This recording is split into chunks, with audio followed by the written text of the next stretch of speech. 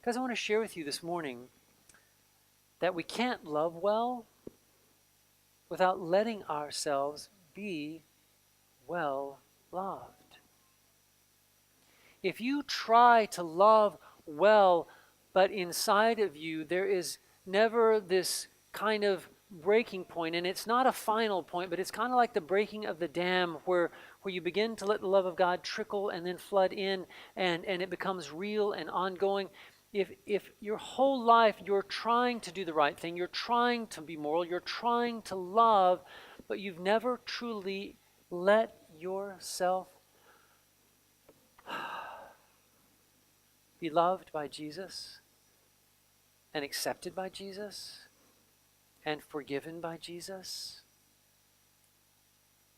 then you're going to find it impossible to love well. And you'll try and you'll try and you'll try, but in the end, all you're going to do is be exhausted.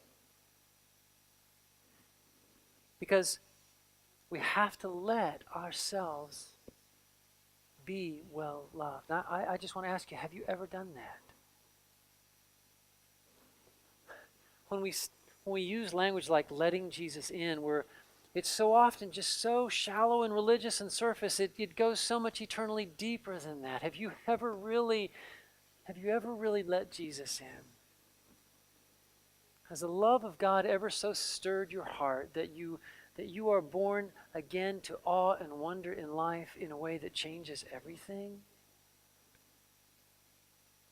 Have you had your imagination captured by the reality of a love that is infinite in every direction, infinite in the past, infinite in the future, infinite up, infinite down? Have you ever just surrendered to the awe and the wonder that Father is good and that you are loved and that God's got this thing called life?